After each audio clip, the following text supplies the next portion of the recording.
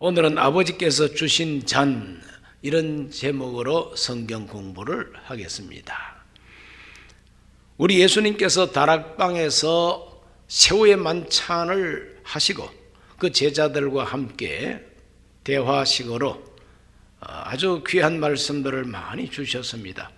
그래서 우리 예수님께서 다락방에서 최후의 만찬 식탁에서 주신 그 모든 가르침을 다락방 보훈이라 이렇게 말할 수가 있습니다. 그 가르침의 말씀을 끝낸 다음에는 그 제자들을 위한 기도를 하나님께 올립니다. 요한복음 17장 전체가 우리 예수님의 기도입니다. 그 자세히 곁에서 들었던 사도 요한이 그걸 자세하게 기록을 하고 있어요. 다른 복음서에는 빠져있는 우리 예수님의 기도, 제자들을 위한 예수님의 간절한 기도가 이렇게 자세하게 기록되어 있는 복음서가 요한복음입니다. 이렇게 제자들을 위해서 기도를 다 마치신 다음에는 우리 예수님이 제자들과 함께 겟세마네 동산으로 가셨습니다. 요한복음 18장 1절과 2절 오늘 읽은 본문에 보면은 예수께서 이 말씀을 하시고 제자들과 함께 기드론 시내 건너편으로 나가시니 그곳에 동산이 있는데 제자들과 함께 들어가시니라. 그곳은 가끔 예수께서 제자들과 모이시는 곳이므로 예수를 파는 유다도 그곳을 알더라. 가룟 유다까지 잘 알고 있는 겟세마네 동산이라고 하는 바로 그 장소로 제자들과 함께 가신 것입니다. 그 기드론 시내라고 하는 것은 그 골짜기에 있는 개울물과 같은 시냇물이었습니다. 그것도 유대인들에게는 시내라고 보여졌습니다. 워낙 비가 오지 않고 워낙 물이 귀한 나라니까 조금만 정말 참 물이 흘러도 시내로 보는 것이죠. 그 시내를 건너서 겟세마네 동산으로 왜 가셨을까? 그것은 소풍 가신 것도 아니고 제자들과 함께 기도하러 가신 겁니다. 기도의 목적입니다. 그러므로 겟세마네 동산으로 제자들과 함께 기도하러 가신 그 자체가 그 제자 교육 중에 하나입니다. 어려운 일을 만나면, 심각한 일을 만나면, 위기를 만나면 기도해야 된다는 것을 몸소 가르치고 본으로 보여주시는 기도의 본을 보여주시는 바로 그 기도가 겟세마네 동산 기도입니다. 그래서 오늘 첫째로 공부할 것은 겟세마네 동산에서 기도하신 예수님을 우리가 배워야 된다는 것입니다.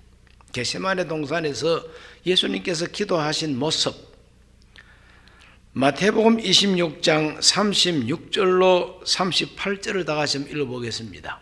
이에 예수께서 제자들과 함께 겟세마네라 하는 곳에 이르러 제자들에게 이르시되 내가 저기 가서 기도할 동안에 너희는 여기 앉아있으라 하시고 베드로와 세베대의 두 아들을 데리고 가실새 고민하고 슬퍼하사 이에 말씀하시되 내 마음이 매우 고민하여 죽게 되었으니 너희는 여기 머물라 나와 함께 깨어있으라 하시고, 우리 예수님께서는 그 제자들에게 깨어있으라 하시고 좀 더 떨어진 곳으로 기도하러 가신 것입니다. 그때 우리 예수님께서 어떠한 그 심정으로 기도하러 가셨는가? 고민하고 슬퍼하셨다. 내 마음이 고민하고 죽게 생겼다.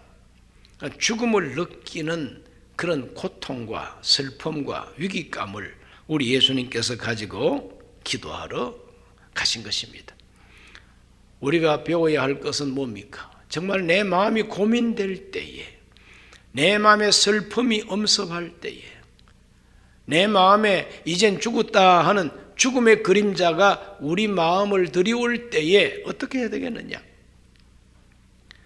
에라 될 대로 되어버리라 자포자기할 것이 아니고 하나님 앞에 기도해야 된다는 것입니다.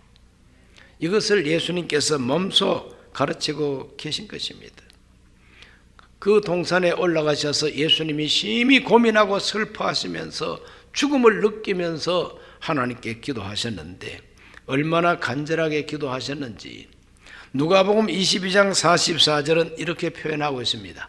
예수께서 힘쓰고 애써 더욱 간절히 기도하시니 땀이 땅에 떨어지는 핏방울같이 되더라. 얼마나 간절하게 기도하셨느냐. 힘쓰고 애써 간절하게 하나님께 기도하셨더니 땀이 핏방울처럼 됐다는 것이죠. 그것이 바로 겟세마네 동산에서 기도하신 예수님의 기도입니다. 이러한 기도를 오늘날 누가 하나님께 드리고 있는가? 정말 참 귀한 기도의 모습인 것입니다. 하나님의 아들이시라도 이와 같이 위기가 왔을 때에, 고통과 그리고 슬픔이 왔을 때에, 죽음이 임박했을 때에 하나님 앞에 힘쓰고 애쓰고 간절하게 기도하셨으니 우리가 그 기도를 본받아야 된다는 겁니다. 이 기도는 사명자의 기도, 이렇게 말할 수가 있습니다. 평범한 일상의 기도가 아닙니다. 평범한 일상의 기도는 감사 기도가 많고 또 잔잔한 소원 기도를 올립니다. 그러나 예수님이 힘쓰고 애쓰고 간절히 핏방울 떨어뜨릴 만큼 했던 이 기도는 사명자의 기도예요. 사명자의 기도예요. 먹고 마시고 입고 하는 일상생활의 소원이 아닙니다. 이것은 목숨이 왔다 갔다 하는 기도입니다. 이것은 하나님께서 내게 주신 이 사명을 감당할 수 있는 힘을 하나님께 구하는 기도입니다. 사명자의 기도입니다. 철없는 아이들의 소원 기도가 아닙니다. 책임 있는, 아주 책임을 중하게 느끼고 있는 그런 부모의 기도와도 같습니다. 철없는 아이들은 전쟁이 터지든 환란이 오든 바이러스가 돌아다니든 거기에 대해서 위기감도 못 느낍니다. 그냥 맛있는 거 주면 좋아하고 그들을 즐겁게 해주면 좋아합니다. 그러나 부모들은 책임이 있으니까 정말 어려운 때가 되면 이 자식들을 어떻게 먹이고 입히고 살릴까? 그러므로 이 아이들이 철없이 구하는 소원하고는 완전히 틀리는 기도가 부모의 기도입니다. 오늘 우리 예수님은 그런 기도를 하나님께 올리시는 것입니다.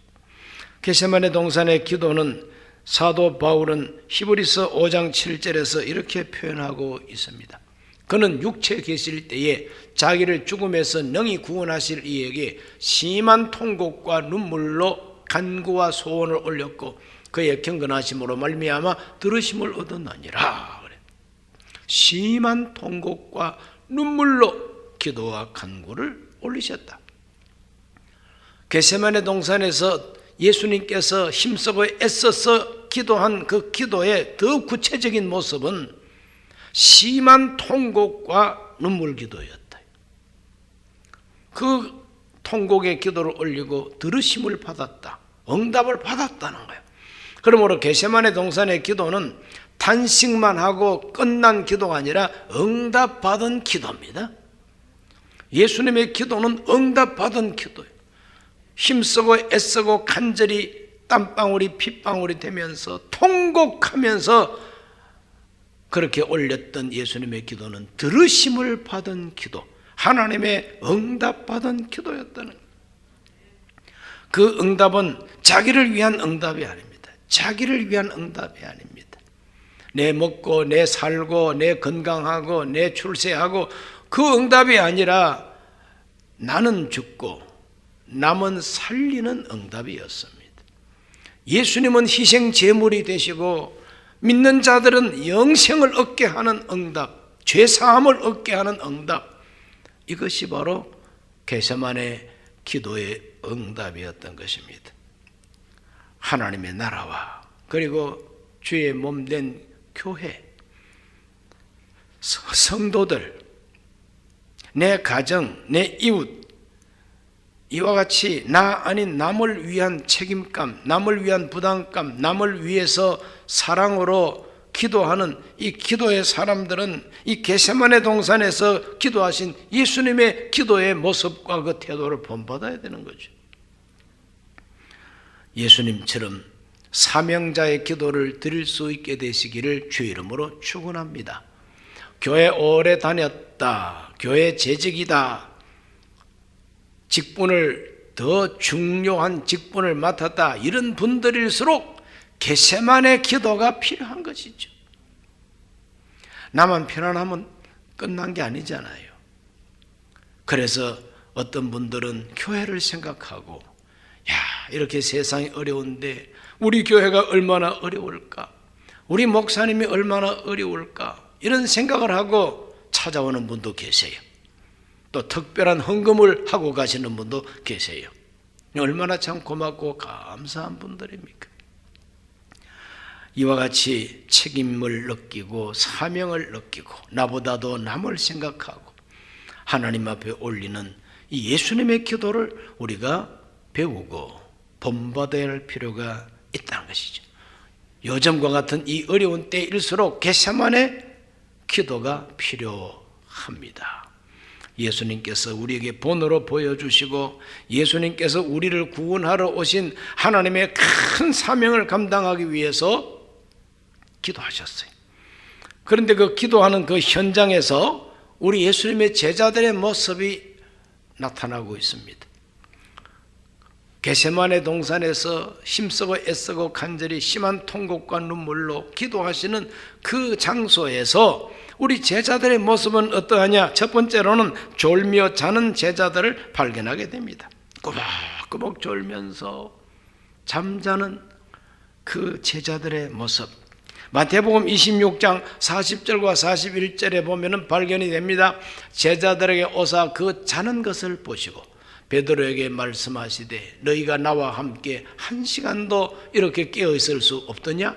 시험에 들지 않게 깨어 기도하라.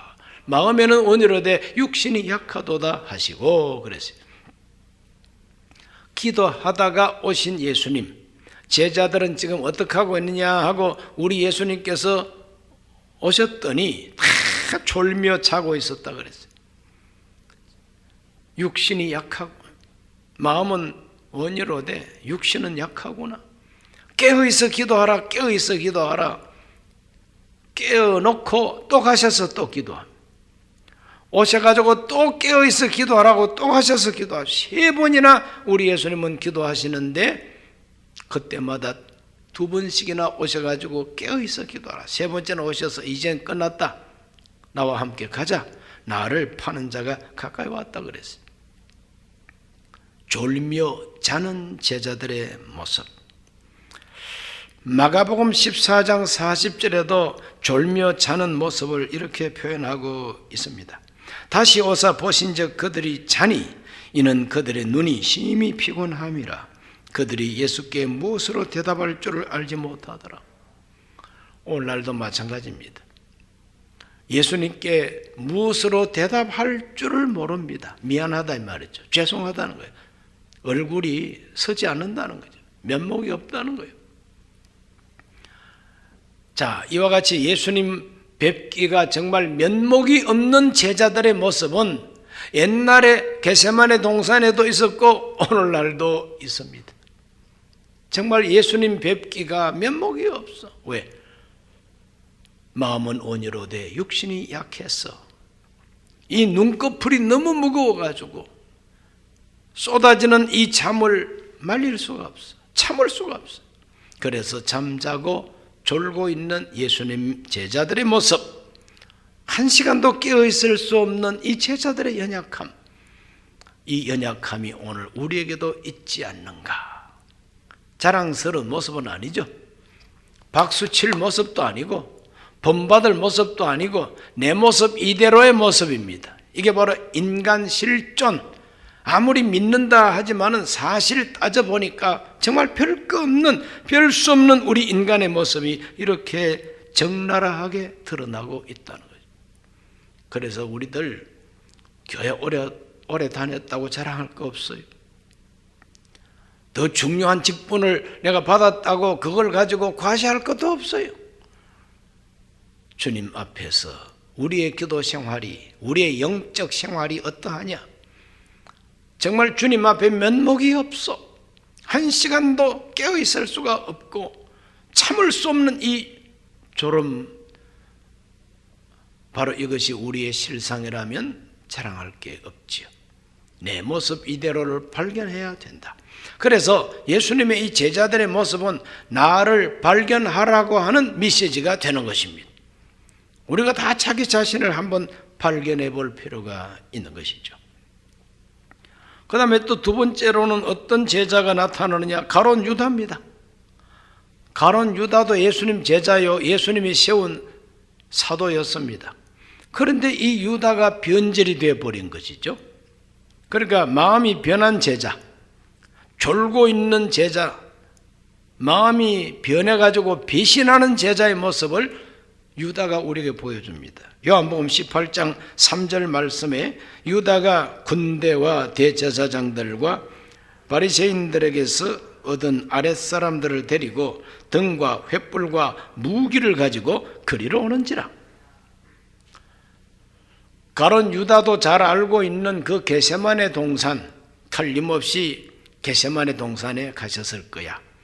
그리고 은 30냥 받아서 주머니 챙기고 나를 따라오라고, 내가 겟세마네 동산에 가서 입 맞추는 그 사람이 나사렛 예수라 그랬어. 이렇게 신호를 만들어 가지고 예수님을 잡으려고 하는 그 군인들, 하솔들, 대제사장들 데리고 앞장서서 왔다는 것입니다. 이 가룟 유다입니다.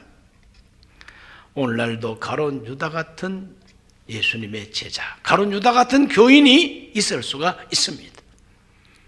평신도도 아니에요. 그냥 왔다 갔다 한 번씩 힐끗힐끗 예수님을 보았던 사람이 아니에요. 가장 예수님 가까이에서 정말 돈 주머니까지 맡아서 관리하던 바로 그 제자 가룟 유다, 똑똑한 가룟 유다. 오늘날도 예수님을 팔아치우는 배신자는 똑똑한 사람 가운데 나옵니다. 똑똑한 사람 가운데 나옵니다. 그리고 자기 이익에 밝은 사람, 어떻게든지 자기가 이익을 보겠다고 하는 이런 이기주의자들 가운데서 나옵니다. 가룟 유다가 그런 인간이니까. 누가복음 22장 47절로 48절 말씀도 그걸 말하고 있어요. 말씀하실 때에 한 무리가 오는데 12 중에 하나인 유다라 하는 자가 그들을 앞장서 와서 예수께 입을 맞추려고 가까이 하는지라. 예수께서 이르시되 유다야, 네가 입맞춤으로 인자를 파느냐 하시니. 앞장서요. 예수님을 체포하고 예수님을 잡는 데 앞장선 제자, 이것이 바로 예수님이 사도로 임명한 가룟 유다입니다.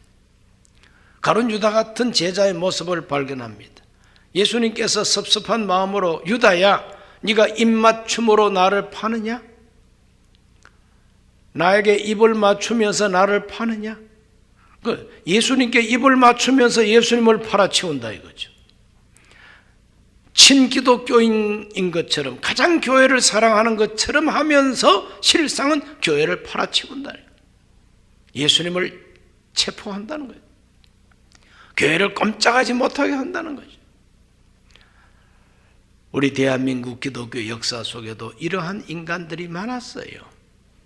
왔다 갔다 한 번씩 교회를 어떻게 하다가 한번 와본 사람이 아닙니다.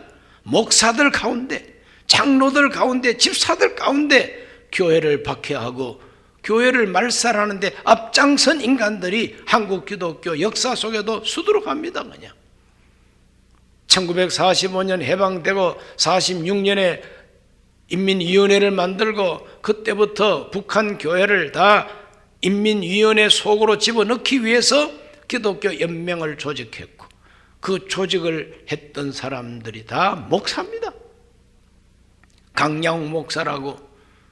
그리고 부흥 강사 중에서 최고의 정말 권위가 있는 김익두 목사님을 총회장으로 임명을 하고, 이런 식으로 해서 북한의 기독교 교회를 연맹으로 묶겠다.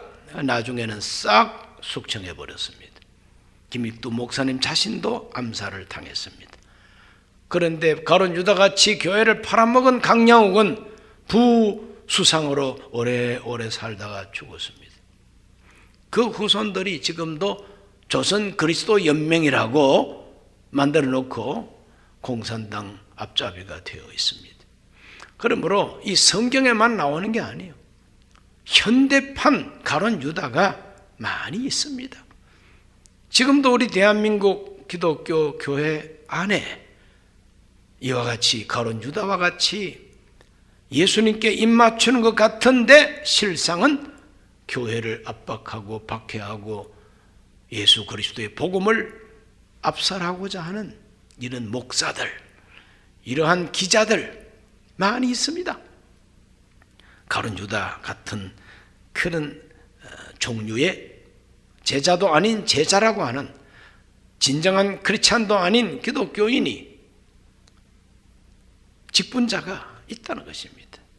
오늘 우리 순범 강북교회는 가룟 유다 같은 이와 같은 직분자가 한 분도 안 나타나기를 제발 주의 이름으로 기대합니다. 소망합니다. 팔더라도 가장 값싸게 팔아 치워버렸어요. 우리 예수님께서는 이 가룟 유다의 행동에 대해서 뭐라고 말씀하셨느냐? 마태복음 26장 24절에서 말합니다. 인자는 자기에 대하여 기록된 대로 가거니와 인자를 파는 그 사람에게는 화가 있으리로다. 그 사람은 차라리 태어나지 아니하였더라면 제게 좋을 뻔하였느니라. 우리 예수님께서 섭섭해서 하신 말씀입니다. 차라리 태어나지 않았더라면 좋을 뻔했다. 그런 인간이 가룟 유다란 말이죠. 이 가룟 유다는 바로 예수님께 입을 맞추면서 예수를 팔았다. 이런 걸 가리켜서 팔이라고 하는 말로 그렇게 요즘은 표현하고 있죠. 예수 팔이, 교회 팔이, 직분 팔이. 사회적으로 교회가 좀 더 인정을 받고 칭찬받고 권위가 있게 보이면은 그냥 교회 와가지고 무슨 직함이라도 받고 싶고 교회 와가지고 중직을 맡고 심지어는 장로 안수도 받고 그래서 큰 명함을 만들어서 장로네 예수팔이 직분팔이 아닙니까? 그러다가 교회가 어려우면은 언제 받느냐고 도망가 버리고 직소도 안 하고 정치하는 분들 가운데도 이런 분들이 얼마나 많습니까? 사업을 하려고 하다 보니까 이 장로가 돼야 사업이 잘 될 것 같으니까 하나님께 대한 충성된 믿음도 없이 그냥 예수팔이 합니다. 오늘 현대판 가룟 유다들이 많습니다. 한 번도 우리 교회는 이런 예수팔이가 없기를 바랍니다. 그리고 베드로를 봅니다. 예수님의 수제자 베드로. 가장 예수님 곁에서 우리 예수님을 사랑한다고 자부했던 그 베드로의 모습. 요한복음 18장 10절 말씀을 보면은 베드로가 이런 모습으로 나타납니다. 이에 시몬 베드로가 칼을 가졌는데 그것을 빼어 대제사장의 종을 쳐서 오른편 귀를 빼어버리니 그 종의 이름은 말고라 그랬어요. 가룟 유다가 예수님을 입맞추고 팔아치우고 예수님을 잡을 사람들이 수두룩하게 왔으니 베드로는 그래도 예수님을 가까이 모셨던 사람이고 내가 죽을지언정 주님을 안 버립니다. 이렇게 맹세까지 한 사람이 이 베드로입니다. 그래서 이 베드로는 자기 성질을 못 이기고 칼을 빼가지고 예수님을 잡으려고 가까이 오는 대제사장의 종을 내리친 겁니다. 그리고 귀가 잘렸다 그랬어요. 귀가 안 잘렸으면 머리가 잘렸겠죠. 그만큼 혈기방장한 이 베드로예요. 성격이 아주 과격한 이 베드로입니다. 예수 믿고 하나님 잘 섬긴다고 고분고분하고 얌전한 얌전둥이들이 아닙니다. 옛날 모세 보세요. 이스라엘 백성들이 금송아지 만들어 놓고 숭배하고 춤추고 뛰놀고 그걸 보고 화가 나가지고 금송아지를 갖다가 미숫가루로 만들어가지고 마셔! 누가 내 편 들 것이냐? 누가 하나님 편에 설 거냐? 레위 지파의 용사들이 칼 들고 나오니까 저 금송아지 앞에서 뛰놀던 인간들 다 죽여 해서 그날 수천 명을 쳐 죽였어요. 수천 명을 쳐 죽였습니다. 무시무시합니다. 신앙 세계 안에서는 때로는 무시무시한 행동을 결단할 때가 있다고 하는 것을 성경이 보여주고 있어요. 예수 잘 믿는 사람들이 다 얌전둥이 아닙니다. 베드로 보십시오. 막 칼로 내리쳐가지고 귀를 자릅니다. 그러므로 베드로는 자기 딴에는 예수님 보호하고 예수님께 충성하고자 하는 마음이죠. 그 마음은 우리가 인정해 줘야 됩니다. 예수님 잡으러 왔을 때 지레 겁먹고 내 빼는 사람도 있었지만 베드로는 그래도 칼 빼가지고 한번 휘둘러 보잖아요. 그러나 그 칼로 휘두르는 것은 주님의 뜻이 아닙니다. 칼 휘두르는 것이 주님의 뜻이 아닙니다. 그래서 마태복음 26장 51절과 52절에서 예수님은 뭐라고 말씀하셨느냐? 예수와 함께 있던 자 중에 하나가 손을 펴 칼을 빼어 대제사장의 종을 쳐 그 귀를 떨어뜨리니 예수께서 이르시되 네 칼을 도로 칼집에 꽂아라. 칼을 가지는 자는 다 칼로 망하느니라. 우리 예수님께서 베드로에게 주신 말씀입니다. 베드로 성질을 죽여. 지금 이 겟세마네 동산에서 성질을 낸다고 나를 보호할 수 있는 게 아니야. 칼 들고 설친다고 나를 지킬 수 있는 게 아니라는 거예요. 그러므로 경우에 맞지 않는 그런 혈기, 경우에 맞지 않고 하나님의 뜻에 맞지 않는 우리 인간의 감정적인 대응, 폭력적인 대응, 이거는 하지 말라는 거지. 교회를 박해한다고 생각하고 너무 단체 행동으로 폭력적인 그러한 대응을 해서는 안 되는 것이죠.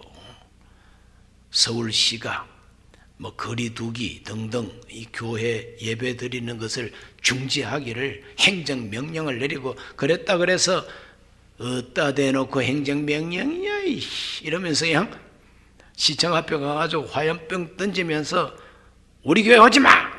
이런 식으로 해서는 안 되는 거예요. 우리 예수님께서는 칼을 칼집에 꽂으라 그랬어요. 칼을 칼집에 꽂으라 이 말은 쉽게 말해서 성질을 죽여라 이 말 아닙니까? 감정 대응은 하지 말라 이 말이죠. 폭력 대응은 하지 말라는 거예요. 그러므로 우리 예수님께서는 그 화가 잔뜩 난 그 베드로를 이렇게 만류하고 계시는 것이죠. 그 부분에 대해서 누가복음에서는 어떻게 표현하고 있는가? 누가복음 22장 50절과 51절을 다 같이 읽어보겠습니다. 그 중에 한 사람 대제사장의 종을 쳐 그 오른쪽 귀를 떨어뜨린지라 예수께서 일러 이르시되 이것까지 참으라 하시고 그 귀를 만져 낫게 하시더라. 이것까지 참으라. 우리 예수님께서는 우리 예수님을 체포하러 온 사람들이 있다 할지라도 참으라. 내가 좀 잡혀가서 죽는 것이 하나님 뜻이다 이거죠.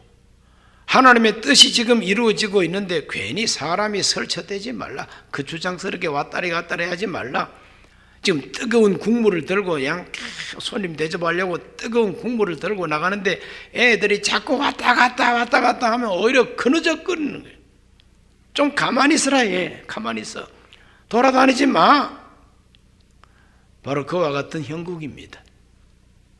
겟세마네 동산에서 제자들의 모습은 이렇게 다양하게 나타나고 있습니다.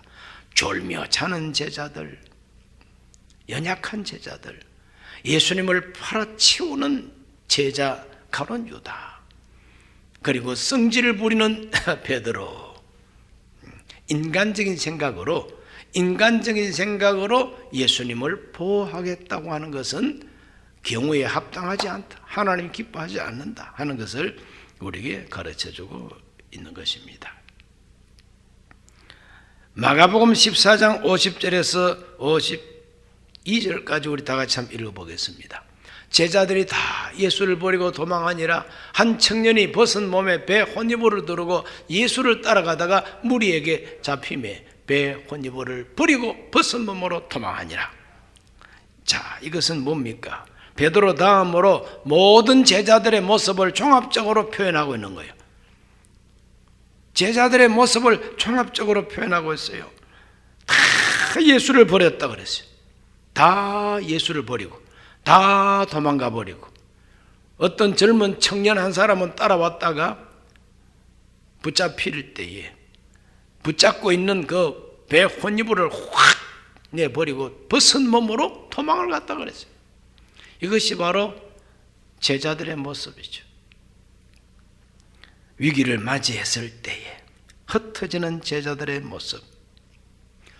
교회가 예수님이 세상으로부터 비난받고 세상으로부터 박해를 받고 세상으로부터 체포를 당하려고 하는 그런 위험한 때가 되면은 예수님이고 뭐고 다 버리고 도망가 버리는 모습이 제자들의 모습이에요. 예수님을 죽이려고 체포하러 왔을 때는 또 뭐 그럴 수 있다 그러지만, 이 바이러스 감염이 위험하다는 요 정도만 가지고도 교회를 버리고 떠나버리고 예수님을 버리고 떠나버리는 이런 교인들이 오늘날 있다. 그 사람들이 제자입니까? 그 사람들이 크리스찬이었습니까? 다 그냥 와본 사람들이죠. 혼이불을 던져버리고 뻘거벗고 도망가듯이 그냥 도망가 버리는 거죠. 그러므로 교회가 고난을 당할 때, 교회가 어려움을 당할 때, 교회가 비난을 받을 때, 교회가 무엇인지, 기독교가 무엇인지, 진리가 무엇인지 잘 알지 못하고 함부로 교회를 비난하고 욕하는 이 사회 풍조가 생겼을 때에 아이고 나도 간두자 이러는 사람이 있다는 것이죠. 우리 순범 강북교회 교우들 가운데는 예수님을 버리고 도망가는 사람은 한 사람도 없게 되시길 주 이름으로 축원합니다. 전염병은 전염인이 되기 때문에, 전염병은 전염병이기 때문에, 그 위험하기 때문에 내가 집에서 인터넷으로 영상으로 예배드리겠다, 얼마든지 이해합니다. 그렇게 하셔야 돼요. 그러나 아이고 기회는 이때다, 교회를 떠나자, 예수님을 버리자, 신앙을 포기하자, 그건 안 되는 거 아니겠어요? 그러므로 겟세마네 동산에서 나타나는 이 네 종류의 사람들의 모습을 보면 오늘날도 똑같구나 하는 것을 발견합니다. 그 제자들의 모습은 그렇고 믿지 않는 세상의 모습은 어떻습니까? 칼과 몽치와 그냥 무장을 해가지고 예수 체포하려고 왔죠. 오늘날도 교회를 체포하고 싶은 욕구가 권력을 잡은 사람들한테 있겠죠. 꽁꽁 묶어야 되겠다, 재판정으로 끌고 가야 되겠다, 벌금을 때려야 되겠다, 이참에 교회를 말살시켜야 되겠다, 이러한 못된 욕망을 가진 권력가도 있겠죠. 그건 당연하다고 생각하고, 예수님과 관계 있는 제자들의 모습도 바로 그 앞에서 맥을 못 추는 모습을 우리가 발견하죠. 슬픈 모습이죠. 그러나 이것이 바로 실상이라는 것이, 한계성을 가진, 한계점을 가진 제자들의 실상이다 하는 것을 우리가 알게 되는 것입니다. 뭐 어쩔 수 없죠. 아직까지 성령의 권능을 받지 못한 때니까, 아직까지 성령의 세례를 받지 못했을 때니까 어쩔 수 없어요. 성령 세례 받고 난 다음에는 이 모습이 아니죠. 우리는 보고 들은 것을 말하지 않을 수 없다 하고 그들은 순교를 각오하고 전도하고 교회를 떠나지 아니하고 오히려 온 세계에 퍼져나가서 교회를 세우고 복음을 전하는 선교사들이 된 것입니다. 그러므로 성령 세례, 성령 충만, 성령의 권능을 받는 것이 너무너무 중요하다는 것을 발견하게 되는 것이죠. 우리 모두가 다 이와 같이 하나님 앞에서 올바른 크리스찬이 되기로 결심하시기를 주 이름으로 축원합니다. 크게 세 번째로 우리 예수님의 모습을 보면은 이제 고난의 잔을 받는 모습을 우리에게 보여줍니다. 하나님이 주시는 고난의 잔을 받아들이는 예수님의 모습. 요한복음 18장 11절에서 뭐라고 말합니까? 예수께서 베드로 들어 이르시되 칼을 칼집에 꽂으라. 아버지께서 주신 잔을 내가 마시지 아니하겠느냐? 아버지께서 내게 주시는 잔을 내가 마시지 않겠느냐?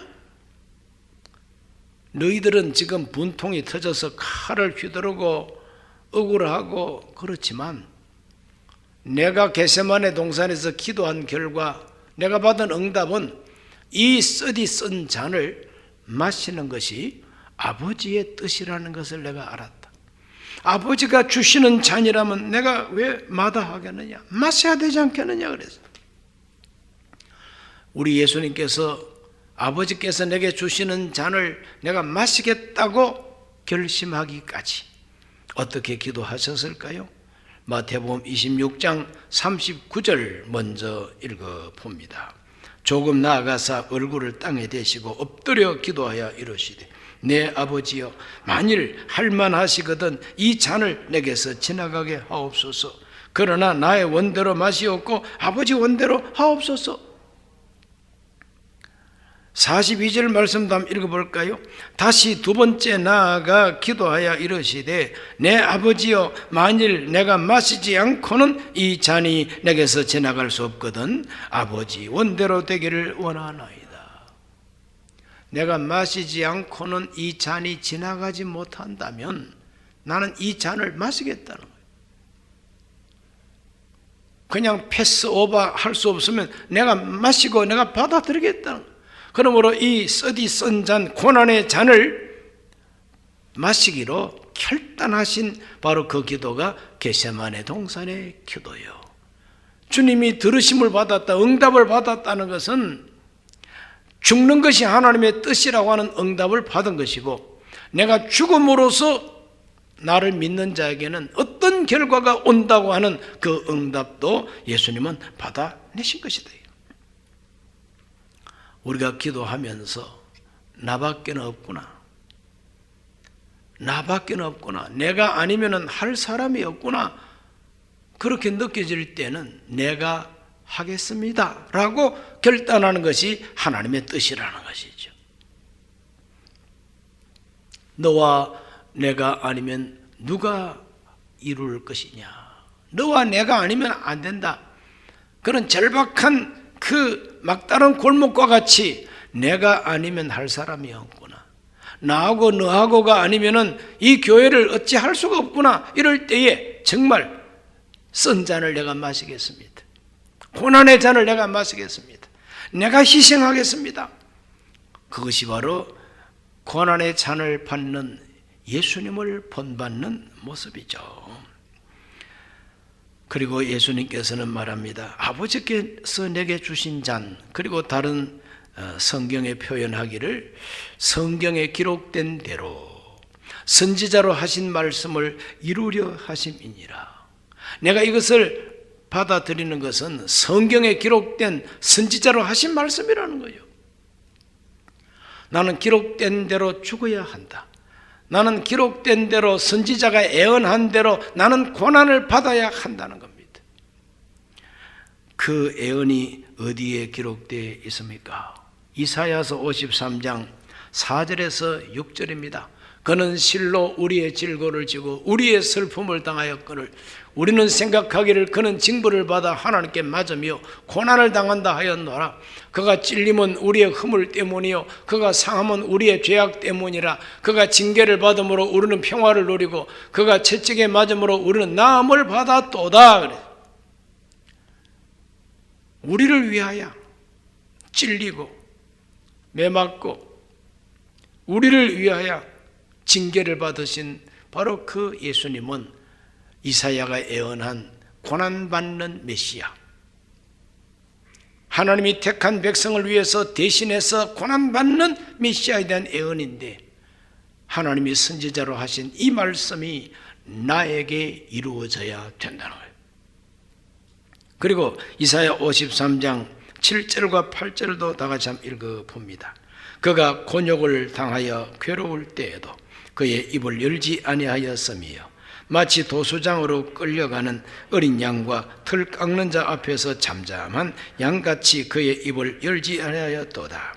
그는 곤욕과 신문을 당하고 끌려가서나 그 세대 중에 누가 생각하기를 그가 살아있는 자들의 땅에서 끊어지면 마땅히 형벌받을 내 백성의 허물 때문이라 하였으리요.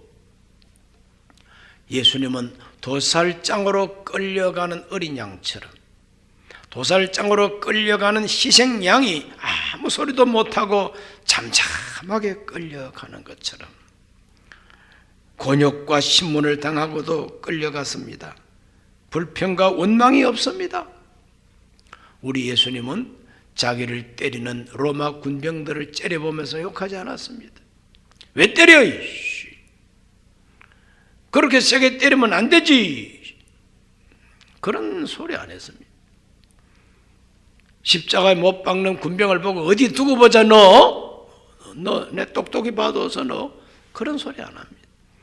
오히려 예수님은 하나님의 어린 양처럼, 우리 죄를 위해서 희생되는 속죄 양처럼 순순히 곱게 아무 악담 없이 죽으셨고, 오히려 자기를 못 박는 군병들을 위해서 아버지여 저들을 용서하여 주옵소서. 무슨 짓을 하는지 알지도 못하고 저럽니다.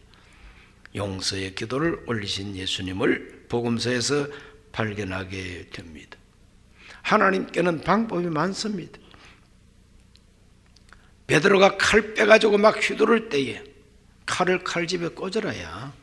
베드로 너 성질 안 부려도 내가 얼마든지 체포당하지 않을 수도 있다. 12영 더 되는 천사들을 불러가지고 전멸시킬 수도 있다. 뭐 칼하고 몽치 들고 밧줄 들고 나를 묶으러 온 거, 이거는 가소롭기 그지없는 것이에요. 로마가 세계를 지배하는 패권 국가라고, 그 로마의 황제 권력도 하나님 앞에서는 지푸라기 아무것도 아니에요. 12군단 되는 천군 천사를 부르면은 순식간에 다 전멸시킬 수도 있는 것이 하나님의 능력이요, 그렇게 할 수 있는 것도 하나님의 방법 중에 하나입니다. 왜? 아수르 대군이 예루살렘을 침공했을 때 하룻밤 자고 나니까 18만 5천 명이 다 시체가 됐다 그랬잖아요. 여호사밧을 공격했던 연합군들이 그냥 하룻밤새 모두가 다 도망쳤다 그러지 않습니까? 하나님의 방법은 얼마든지 있습니다. 그러나 하나님은 그런 무시무시한 폭력적인 심판의 방법을 하나님이 사용하지 않고 우리를 구원하기 위해서는 대속의 방법, 속량의 방법, 아가페 방법으로 하나님이 우리를 구원하시겠다고 하시는 것이 아버지의 뜻이라, 아버지 원하시는 것이라. 아버지 소원은 천군 천사 불러서 전멸시키는 방법이 아니라 대신해서 죽음으로, 대신해서 고난의 쓴 잔을 마심으로 구원해 내시겠다는 게 아버지가 원하는 것이라요. 하나님이 원하시는 것이라요. 그러므로 하나님이 원하신다면 아무리 썩이 쓴 잔이라도 내가 마시겠습니다.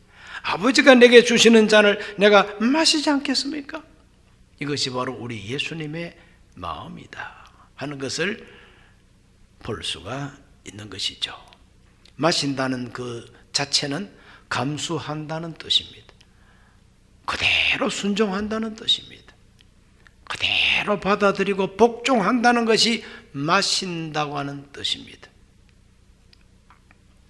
오늘 우리 모두는 하나님이 주시는 잔을 마실 수 있어야 됩니다. 그 맛이 쓰디 쓰고 혹시 그것이 독이 들어가 있는 독배라 할지라도 아버지가 마시라고 하면 내가 마시고 죽겠습니다. 그래서 예수님은 하나님이 주신 그 쓰디 쓴 죄의 잔을 마셨다. 모든 인류의 죄가 들어가 있는 잔이야. 그 잔을 마심으로 죽으셨어요. 죽음으로 대속하시고 죽음으로 희생하시고 그 결과는 우리에게 구원으로 오게 된 것이죠. 하나님이 잔을 주시는데 독배만 주시는 하나님이 아니고 하나님은 승리의 잔도 주십니다. 평범한 생활 속에는 승리의 잔도 주세요. 시편 23편 5절 말씀에 주께서 내 원수의 목전에서 내게 상을 차려주시고 기름을 내 머리에 바르셨으니 내 잔이 넘치나이다. 주 하나님은 내 잔이 넘치게 하신다. 이 말은 내 소원을 만족하게 해주신다. 내가 기대한 것보다 더 넘치도록 부어주신다. 우리는 평범할 때는 이렇게 넘치는 잔을 받아야 됩니다. 구원의 잔도 하나님은 베풀어 주십니다. 구원의 잔은 시편 116편 13절에 내가 구원의 잔을 들고 야훼 이름을 부르겠다 그랬어요. 구원의 잔을 들고 나에게 은혜를 베풀고 나를 건져주시고 내 기도를 응답해 주신 하나님, 구원의 잔, 축배를 들겠다는 거예요. 축배를 들겠다. 하나님이 우리에게는 소원의 잔을 넘치게 해주시고 은혜를 베풀어서 구원의 잔을 채워주셔서 감사하고 할렐루야 찬양할 수 있도록 해주시는 하나님이시다. 그런데 그 똑같은 하나님이 사명자에게 때로는 하나님께서 계획하신 그 일을 이루기 위해서는 독배도 마시게 하신다. 쓴 잔을 마시게 하신다. 우리 예수님께서는 그 쓰디 쓴 잔을 이렇게 표현하고 계십니다. 마태복음 26장 27절로 28절 또 잔을 가지사 감사기도 하시고 그들에게 주시며 이르시되 너희가 다 이것을 마시라. 이것은 죄 사함을 얻게 하려고 많은 사람을 위하여 흘리는 바 나의 피 곧 언약의 피니라 그래서 너희가 이 잔을 마시라. 이 잔 속에 포도주가 들어있지만 이 포도주는 포도주 술이 아니라 나의 피라 그래서 나의 피. 이 포도주를 마실 때 내 피를 마시는 마음으로 마시라. 이 잔은 하나님이 나한테 준 잔이다. 이 잔은 죄 사함을 얻게 하는 잔이다. 거기에 피가 들어있다. 내 피가 나의 피, 곧 언약의 피니라. 뿐만 아닙니다. 누가복음 22장 20절 말씀을 다 같이 한번 읽어보겠습니다. 저녁 먹은 후에 잔도 그와 같이 하여 이르시되 이 잔은 내 피로 세우는 새 언약이니 곧 너희를 위하여 붓는 것이다. 우리 예수님께서는 우리를 위해서 부어주셨어요. 자기 피를 부어주셨어요. 그러므로 예수님께서 아버지께서 내게 주시는 그 잔은 예수님께서 마셨던 잔인데 그 예수님께서 그 아버지가 주시는 잔을 마신 결과는 뭐냐? 자기 피를 흘려야 된다는 거예요. 피 흘리는 잔이 목숨을 바쳐야 하는 고난의 잔이 예수님께서 하나님께로부터 받은 잔이요.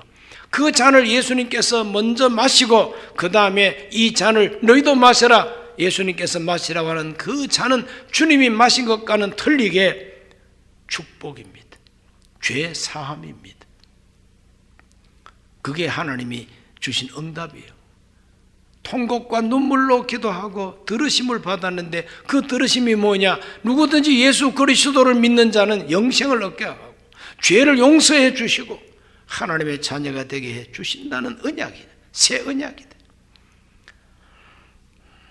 우리가 정말 사랑하는 마음으로 내 가족을 위하여, 내가 정말 사랑하는 마음으로 교회를 위하여, 내가 정말 사랑하는 마음으로 진리를 위해서 희생한다면 그 희생의 대가, 그 고난의 잔을 마신 그 대가는 위대하다는 것입니다. 많은 사람을 죄에서 용서받게 해 준다는 것이죠. 이 고난을 앞두고 있는 우리 예수님의 이 모습, 겟세마네 동산에서 기도하시고 사랑했던 제자 유다에게 배신을 당하시고 은삼십냥에 팔려갈 때에 아무런 정말 참 싫은 소리 하지 아니하시고 순순히 끌려가서 고난당하신 예수님, 아버지께서 내게 주시는 잔을 내가 마시지 않겠느냐 하고 마셨던 우리 예수님, 고난의 잔을 마신 예수님을 묵상하고 겟세마네 동산에서 나타난 제자들의 모습을 묵상하면서 나의 현 위치를 생각해 볼 수 있게 되시기를 주 이름으로 축원합니다. 기도합니다.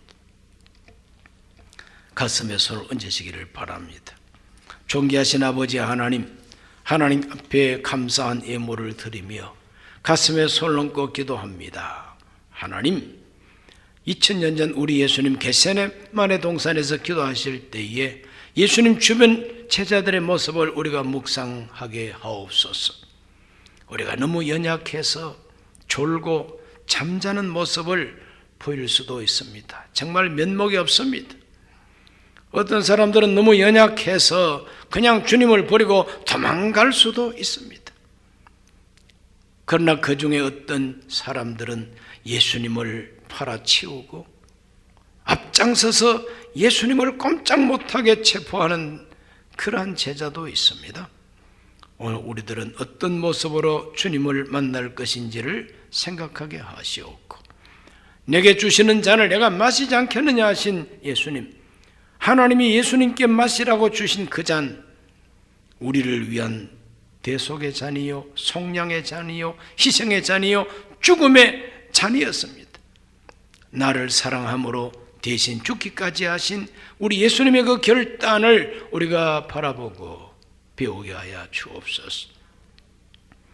우리도 우리의 삶의 가족들을 위하여, 교회를 위하여, 진리를 위하여 예수님처럼 고난의 쓴 잔을 마시는 결단 있게 하여 주옵시고, 그런 결단과 행동으로 말미암아 많은 영향력을 미치고 많은 사람을 구원하고 살려내는 응답을 받게 해 주옵소서.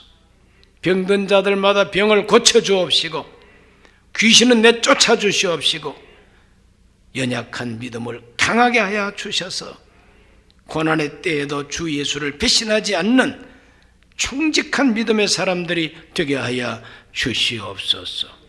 예수 이름으로 명하노니 병만은 물러갈지어다, 저주가 물러갈지어다, 배신하고자 하는 마음이 떠나갈지어다, 주님을 버리고 도망치고자 하는 마음을 다 버리게 하여 주옵시고, 더욱 주님은 섬기고 충성된 믿음의 생활을 할 수 있도록 돌보아 주옵소서.